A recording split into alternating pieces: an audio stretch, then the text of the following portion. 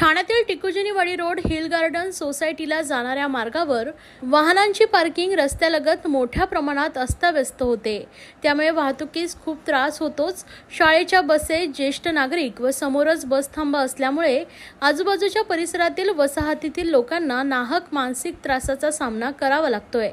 ज्यांच्या स्वतःच्या गाड्या पण घेऊन जाण्यास व शाळेच्या बसला पण वळवण्यास खूप त्रास होत असून सदर बाबतीत वाहतूक विभाग व महापालिकेला तक्रारी करून सुद्धा याकडे कोणीही विशेष लक्ष न दिल्याने आज खेवरा सर्कल शिवसेनेचे शाखा प्रमुख प्रल्हाद बोरसे यांच्या नेतृत्वाखाली सर्व सोसायटीमध्ये राहणाऱ्या बंधू भगिनी रस्त्यावर उतरल्याचं पाहायला मिळालं। यावेळी सदर रस्त्यात येणारे सर्व दुकानदार, हॉटेल व्यावसायिक यांना सदर प्रसंगी गुलाब पुष्प देऊन पुन्हा अशा प्रकारे रस्त्यावर पार्किंग करू नये असं आवाहन करण्यात आलं आहे। वारंवार सांगून जर ऐकले नाही तर याविषयी तीव्र आंदोलन करण्यात येईल असा इशारा प्रल्हाद बोरसे यांनी दिला आहे। यावेळी हिल गार्डनचे राजू मठद, निवृत्ती गावडे, शशिकुमार नायर, विजय मानगावकर तर शालिमार सोसायटीचे सावंत, प्रकाश काळे, मराठे, कल्पतरू हिलचे मेतकर, कुमार शर्माजी, इंडियन वुड कॉम्प्लेक्सचे रजनी पिते, राजू शर्मा, देवेंद्र कुल्लाई, सोनू सहानी, राजेश मित्तल, केवल मानिक तर कल्पतरू हिलचे मेतकर, शर्मा, कुमार, दीप, भानुशाली, बुद्धवेश विहार, अरविंद टोनी, कवठेकर आदी मान्यवर व पदाधिकारी यावेळी मोठ्या संख्येने उपस्थित होते।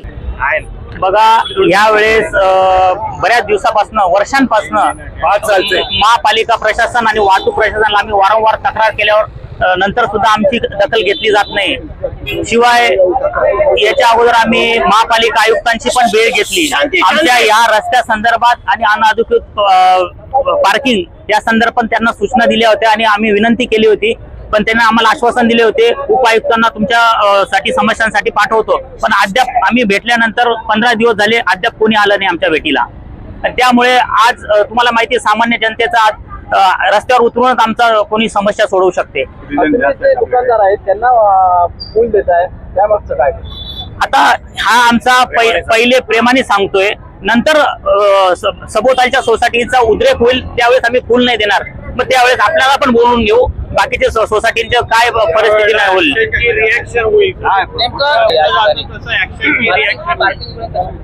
प्रॉब्लेम आहे। आणि वेळोवेळी आमची इथे शिवसेनेची शाखा आहे, प्रत्येक रेसिडेन्स आता सोसायटीचं इथे लोकसंख्या वाढलेली आहे, त्यामुळे काय होत आहे की प्रत्येक सोसायटीची कंप्लेंट आहे आणि वारंवार आम्ही या दुकानदारांना समज देऊन बघितलेले, पण त्याचा काही फायदा होत नाही।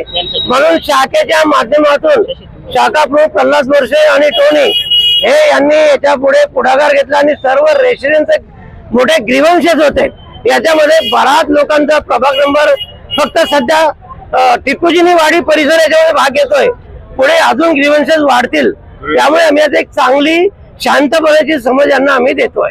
आणि वारंवार त्यांनी शाखा प्रमुख, रहिवासी आणि कित्येक लोकांना त्यांनी सांगून ते कंटाळून गेले।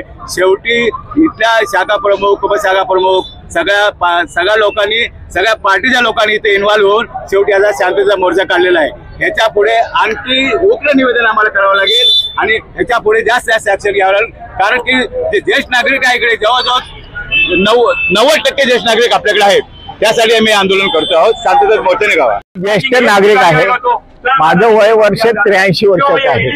माझा दररोज जाण्या येण्याचा मार्ग टिकुजिनीवाडी टू हॅपी व्हॅली, या दोन्ही रस्त्यावरती, या रस्त्यावरती दोन्ही बाजूला वाहनं उभी असतात। टॅक्सी म्हणा किंवा या बाजूच्या ज्या कंपन्या आहेत त्यांना बऱ्याच वेळा रिक्वेस्ट करून त्यांनी कधीही त्याची दखल घेतली नाही। 1-2 सुपरवायझर येतात, बसच्या समोर, बस स्टॉपच्या समोर सुद्धा गाडी उभी राहते। म्हणजे काय नाही, सरकार काय करते मला कळत नाहीये। याच्यासाठी काहीतरी यंत्रणा सिनियर सिटीजनच्या साठी बऱ्याच काय तुमच्या योजना आहेत, पण हे सर्वसामान्य लोकांना होणारा त्रास हे कोण बघणार?